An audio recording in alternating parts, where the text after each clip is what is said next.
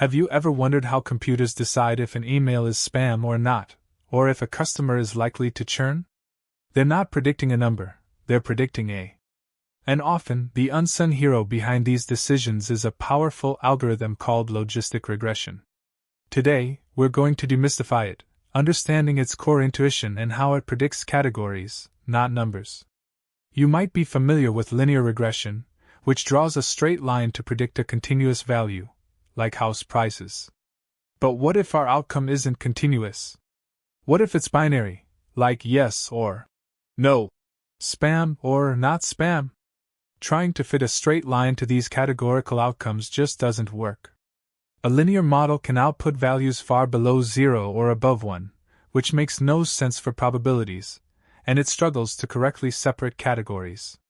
This is where logistic regression steps in. Instead of predicting a numerical value directly, it predicts the of an event occurring. To do this, it uses a special function called the sigmoid function, sometimes known as the logistic function.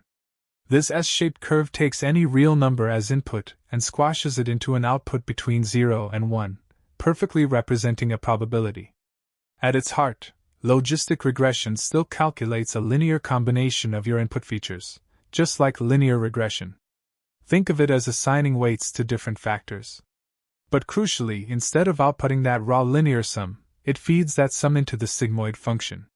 The sigmoid then transforms this sum into a probability, indicating how likely your event is to belong to one category.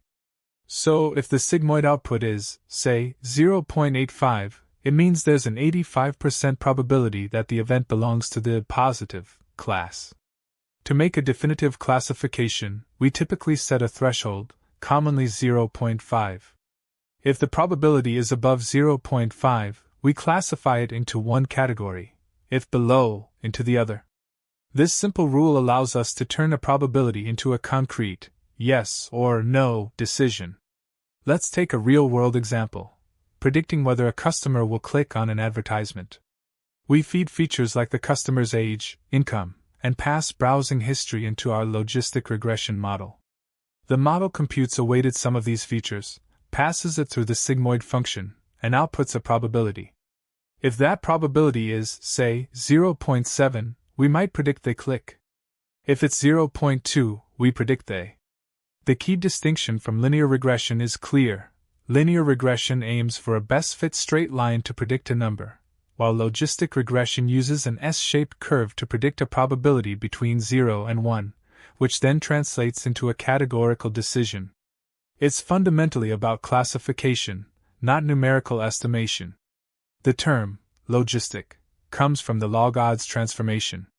While the sigmoid function is what we see in the final probability, mathematically, logistic regression models the of an event as a linear function of the input features.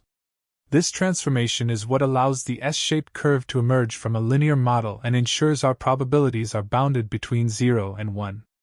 In essence, logistic regression is your go-to algorithm for binary classification tasks.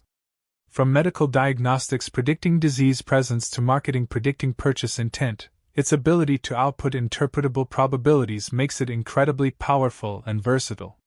It demystifies complex categorical predictions by grounding them in simple, probabilistic terms.